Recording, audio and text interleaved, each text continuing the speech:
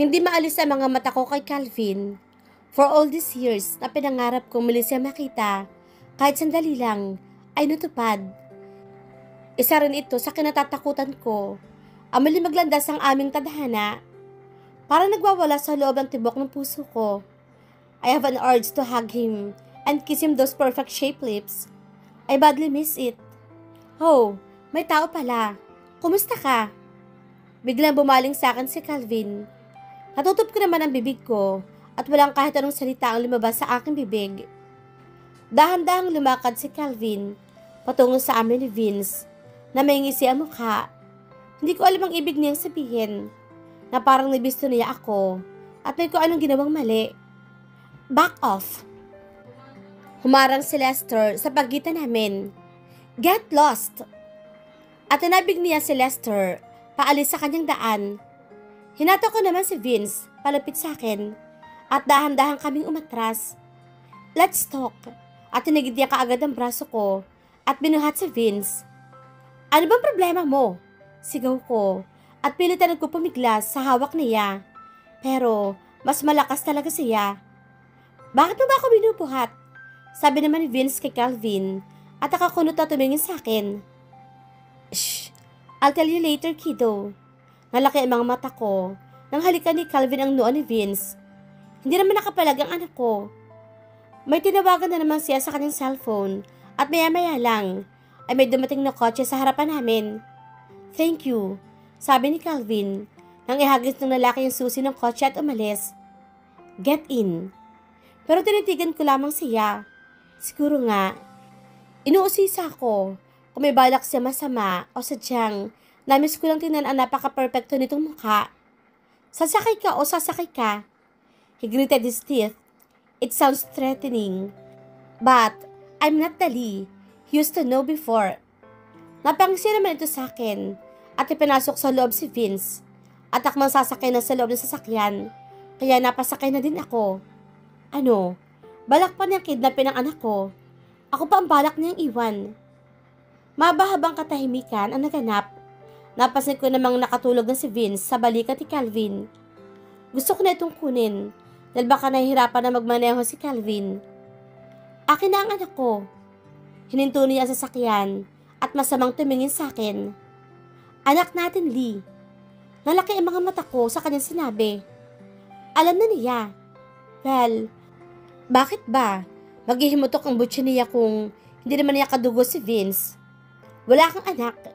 Idinin ko ang salitang binitawan ko at lumabas ng kotse. Halos, liblib na sa lugar na iyon. At may 2 story house na bahay, pero puro puno. Saan mo ba kami dinala? Baling ko sa kanya. Pero muli na naman akong hinatak papasok sa bahay. Napakaganda ng loob ng bahay. Parang kinuha ang disenyo sa Adventure Time. Napakakulay ng loob ng bahay.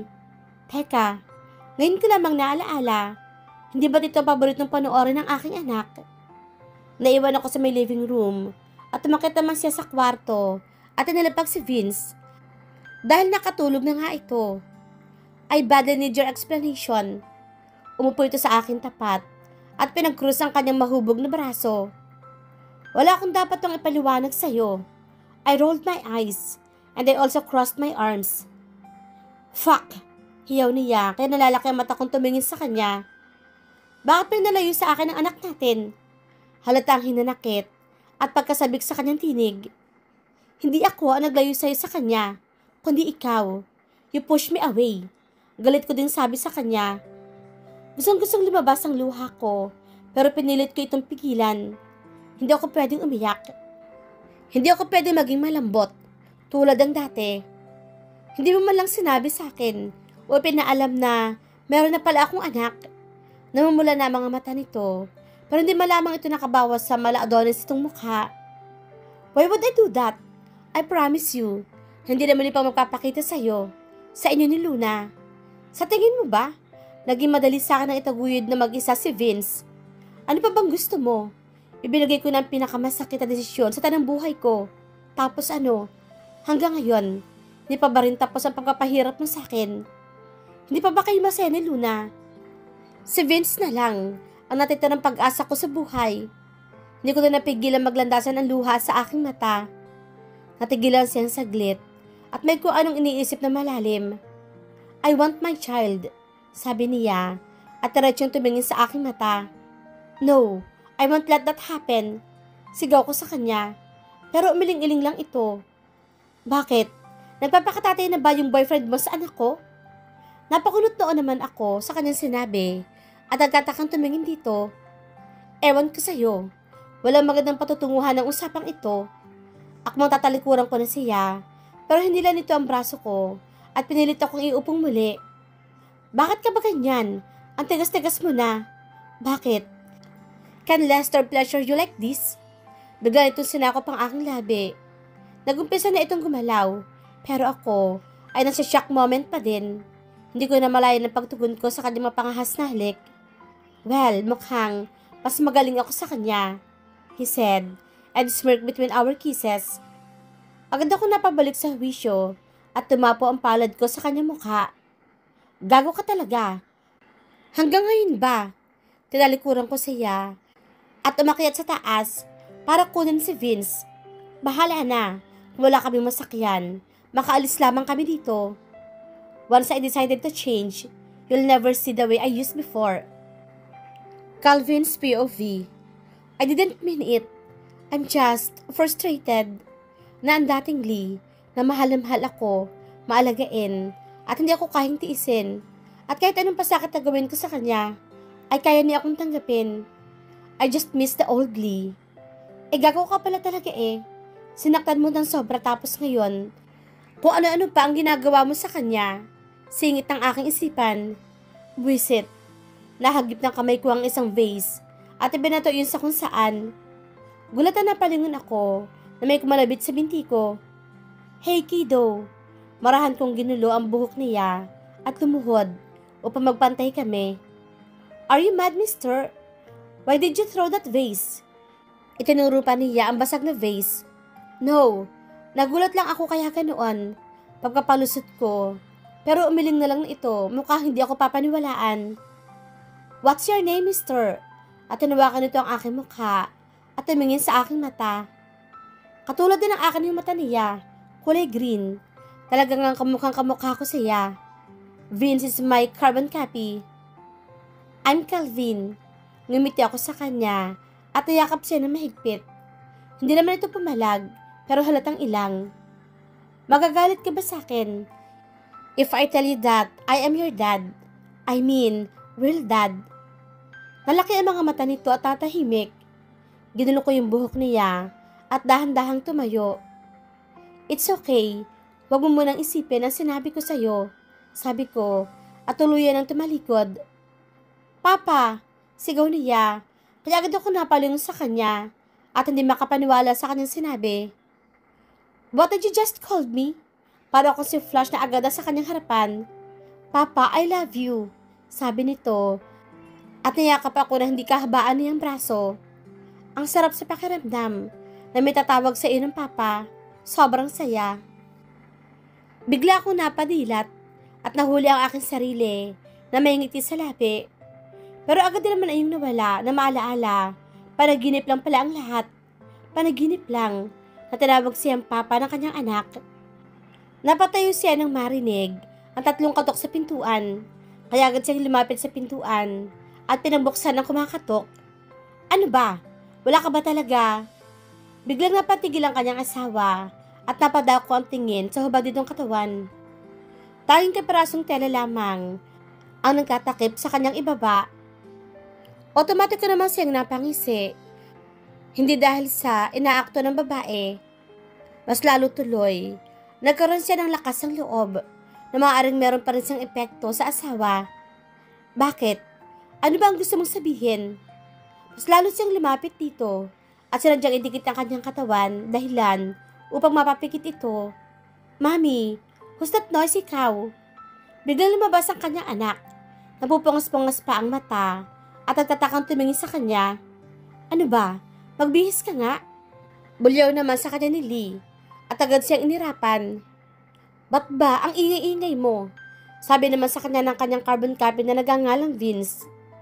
Ngayon lamang niya napagtanto na kinuha pala ng kanyang asawa ang pangalan niya. Magkatunog kasi ang Calvin at Vince. He felt overwhelmed and also a proud man. He can see his childhood days to his son. Ako ba yung maingay? Ikaw kaya yon? Sabi niya sa anak. Kaya napakunot ang noo nito. Dahilan para mapangiti siya ng palihim. Gusto na naming umuwi. Baka nahanap na kami ni Mami. Sabat ang kanyang asawa at hinila sa kamay ang kanilang anak. Hindi mo ba alam na maaari kitang kasuhan ng kidnapping dahil sa mga pinagagagawa mo? Tuloy pa nito habang naglalakad sila sa pasilyo. Hindi na siya nag-abala pang magbihis. Tanging isang roba ang kanyang inabot at iyon ang pinulupot sa katawan. Hindi ako natatakot dahil hindi nila ako pwedeng kasuhan.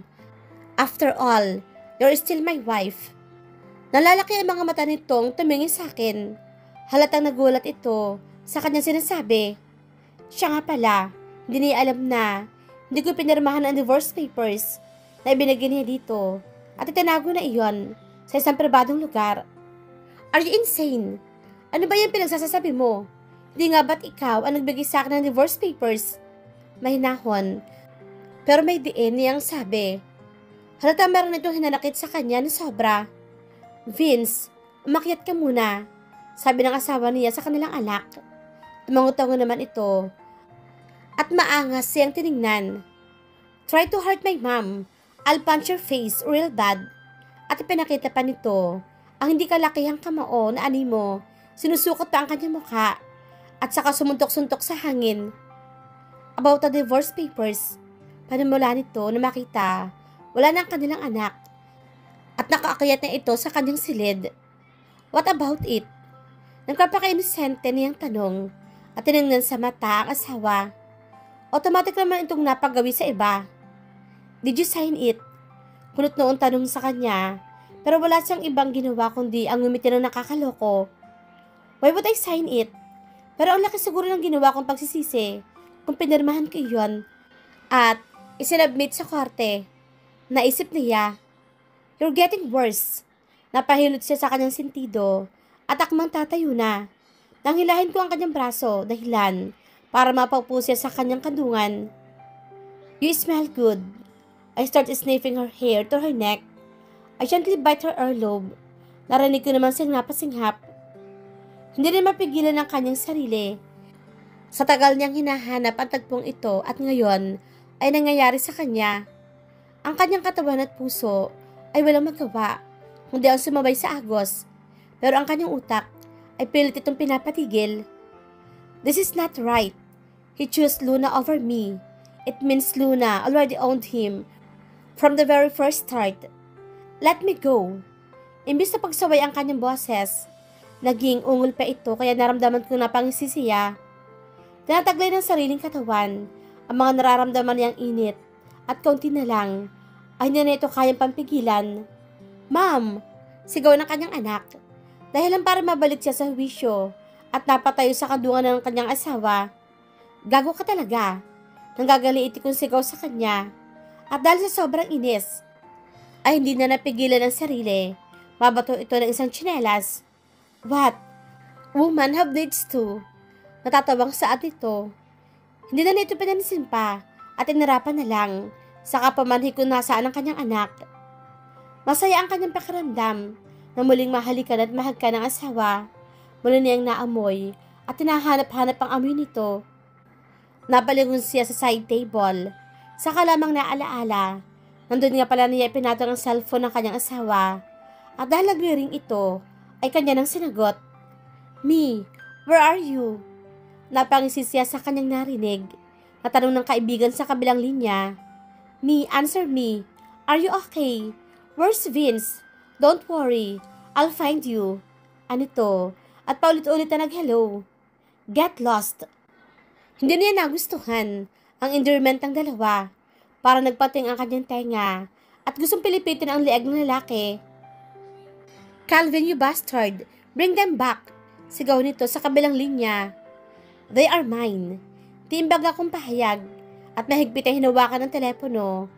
Saka ito binaba at tinahagis sa kung saan. You are full, Lester.